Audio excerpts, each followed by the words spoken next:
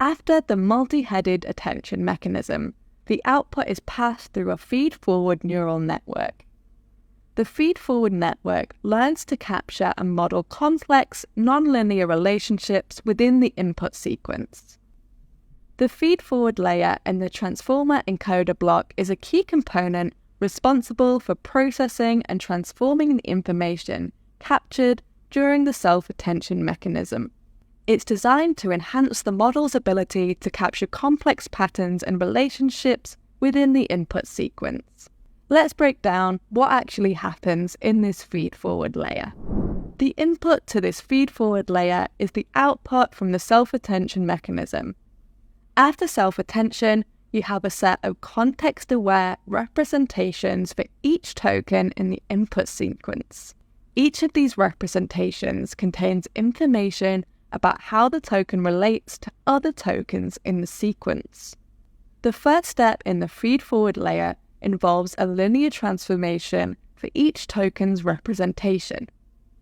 This means that a learned weight matrix is applied to each representation, essentially reshaping and projecting it into a new space with potentially higher dimensions. This transformation is usually followed by an activation function, which introduces nonlinearity into the model. Another linear transformation is then applied. This transformation reshapes and projects the data further, often reducing the dimensionality. This step can be seen as compression or simplification of the information. The output of this second linear transformation is the final representation for each token. This representation is more abstract and compact than the input into the feedforward layer, but it's designed to capture complex patterns and relationships learned during the self-attention step. In summary, the feedforward layer acts as a set of neural network operations applied independently to each token's representation.